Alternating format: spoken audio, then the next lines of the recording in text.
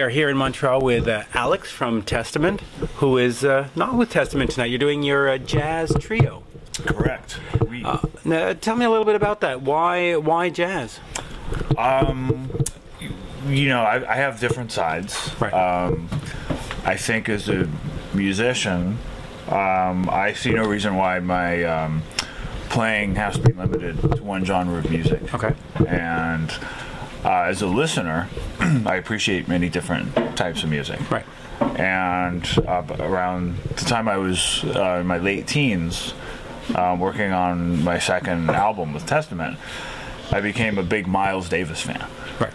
And I developed such an appreciation for the music of Miles Davis, as well as all the musicians that were disciples of him, which would include, a short list would include Chick Corea, Wayne Shorter, Herbie Hancock, Bill Evans, John Coltrane, Joe Zawinul, the list goes on. And I just always liked that kind of music, and I always found moments with that music where I always knew that there's certain moments in jazz that if you brought that to heavy metal fans, they'd be able to appreciate it. It's just a matter of getting them in and drawing them in. Now, when you're at a show like this, like you are here tonight at the Upstairs in Montreal, is it the Testament metal fans that come out, or are you attracting a whole new audience who really just don't know who you are and they're like, oh, I'm out at a jazz show? It's both. More as time goes on, I've done this almost 10 years now. I should also point out that I took a hiatus in the 90s. I'd left Testament, and I always wanted to do jazz, but it took me a few years before I got the courage to actually really go for it. And I did a couple other things in the meantime. Sabotage, a week stint with Ozzy Osbourne, which I probably would have stayed with if that had worked out. But I'm actually really glad, because I ended up moving to New York and just studying jazz and only playing jazz for several years. Right. And to me, it just felt right. It made sense, and I developed such an appreciation for jazz, not just electric jazz, especially classic jazz and jazz guitar. I was determined to learn how to play it, more as a hobby than anything else. But the more I did it as a hobby, the more serious I took it. So by the time I was in my late 20s, early 30s, that was all I was doing, and I really saw myself as a jazz player. But of course, I never lost the love for heavy metal. Right. And once I got the jazz off and running, where I was doing albums and playing regularly in New York and the rest of the world, I felt like, okay, it's safe. I can get my metal gear and head back, revisit that, but without losing, the progress I'd made doing jazz. And to me, it makes sense to do both. It's a bit of an unusual career path, because I can't think of anybody else. Has it made you a better metal player? Oh, no comparison. Okay. No comparison. I mean, I think everybody agrees. Okay. I read comments about myself online. I probably shouldn't. Well, that's often a big mistake. because and you definitely have to have some thick skin. There's a lot of negative comments, but mostly positive. But the one thing that I've never seen anybody say, I've never heard anybody say, "Oh, he sounded better back." I wish I'd seen him back in the day. Back then, no. Actually, I'm much better now. No question. I've taken everything I did in the early days, just given it this whole new energy that only could have happened if had I done what I did, which was sort of take this jazz sabbatical for a dozen years. Now that you're back, though, you've been back for what, since 2005, I guess? At some point, do you have to choose between one or the other, or can you keep going and making albums in both genres? I wasn't sure. When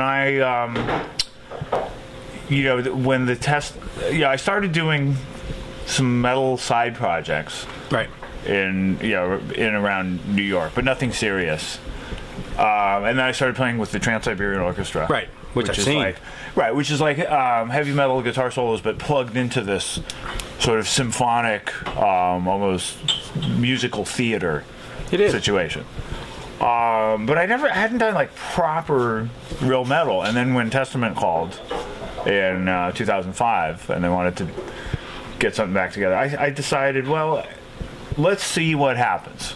I think that's when I started really doing things the right way, which was trying, things, but having no expectations. I had no expectations. I thought, we'll see how it goes. Maybe this will work. Maybe it won't. Now, you've been back for 6 years, so obviously it's working. I've been back almost as long as I was in the band the first time around.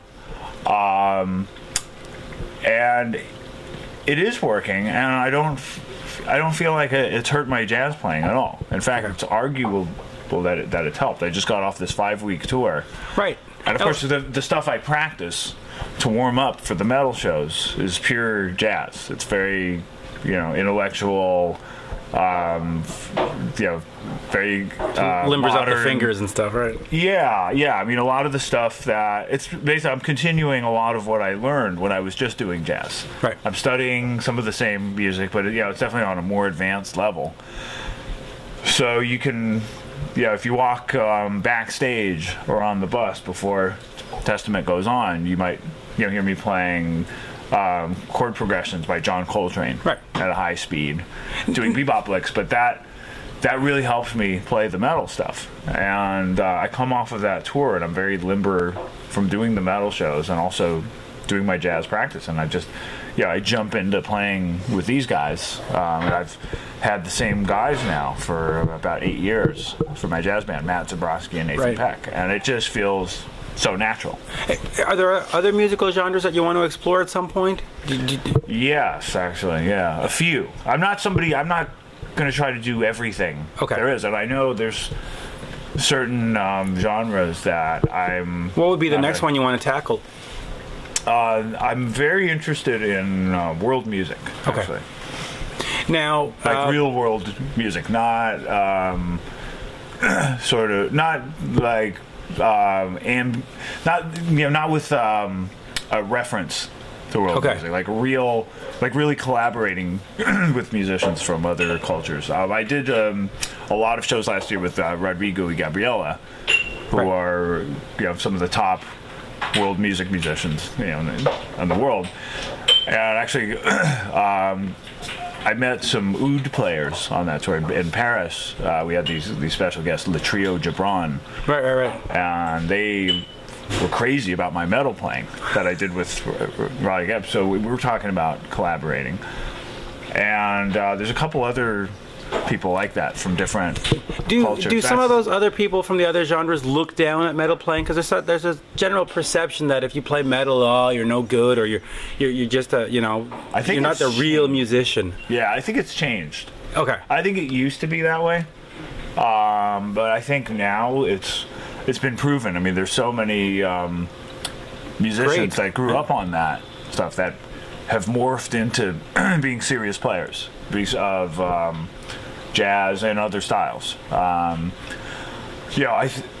can't think of many guys like me where that were actually in a metal band that actually was very pretty well known and then left and got into this whole other genre of music. But I could point out many, and got accepted too, because there's a whole, if you want, branding going on tough. too. It was tough, but I remember moving to New York and being surrounded by these hardcore jazz players and just thinking, wow, I hope I can, it was like starting over. Right. And now, I'm just going to try to learn from these guys, and I didn't expect them to like what I did at all, but I ran into more than one very respected young jazz musician in New York that would tell me, I used to have your albums. I used to see you open for Slayer. Wow. And it's really cool, and that kind of helped me realize, Have you, by the way, played the Jazz Festival in Montreal? I mean, it's one of the most known. I would love to. I have applied for it. Hopefully, Jazz Festival. Hopefully, we can get you there. But have you come up to see it before? I have not. I would love to. So maybe you've heard the rumors of hundreds of thousands of people for 2 weeks just watching. Oh yeah, I've seen video of it. Yeah. Now, it looks amazing. It looks amazing, and it's an intense scene. I mean, it's crazy. Yeah, Montreal's always been great to us. I mean, we've played here. We've played Cafe Campus, Buddha Bar. We always have a great show with the trio. So that's like the one place that we need to be. Now, festival. Can I ask you a little bit about the metal band Testament? Absolutely, of course.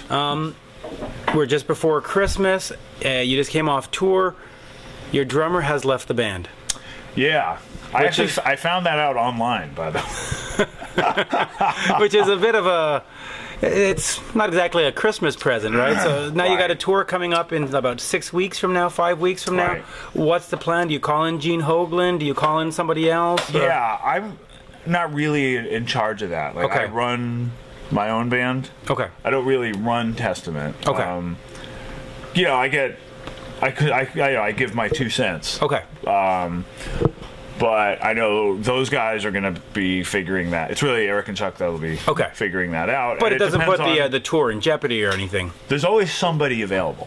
Right. Yeah. I mean, at this point, Testament, it really has become the Spinal Tap drummer situation. You know, not intentionally, but the band has probably had more drummers than any other heavy band. True. On that level that I can think of. So is the music just too fast and too loud, and they keep falling apart? I guess so. Yeah, they just they break. They can't handle it. You know, they explode in blue light. It's very strange. Yeah, no, I think you know, it's different depending on the situation. Yeah, I admit I'm a little bummed about it because I thought Paul was perfect for the band. Right. He's great. And I think a lot of fans agree too. Yeah, and I think we really looked forward to you know, taking it to another level with him. I do look, I know it's not always the easiest band to be in. It's not always easy to be in any kind of band. Right. Well, like this. You know what I mean? Because it's unpredictable. The scheduling is unpredictable, and but let's talk about the schedule. Let's get off of Paul for a second. You're going out with Anthrax, right? One of the big four, right? You just did what was it? 6 weeks with them? 5 weeks with them? Yeah. How was that? That was amazing. It was really great. And well, just to finish up with that, I mean, I think things haven't been, in a way, things haven't been better for the band. Okay. You know, the band has had some serious sit downs and looking at the future. You know, because when we did that last record, we really didn't know what the outcome was going to be, and we didn't know it was going to be as big as it was. And then we really, when I started playing with the band again, we didn't know if it was going to be you know, we were even going to do a record. Right. So. Great ring. Thank you. Little Metallica, just to keep everybody cheerful. Sorry about that. Oh, sorry. So we do the record, and obviously the record seems to have brought the band back. But there's a lot of challenges that go along with that. Right. And I think the band was... You know, a lot of fans don't understand that. I mean, a band is not just plug in your amps and play. There's a whole legal team and a brand to you know, and there's a marketing whole team around the band that has to be there. That has to be be functional.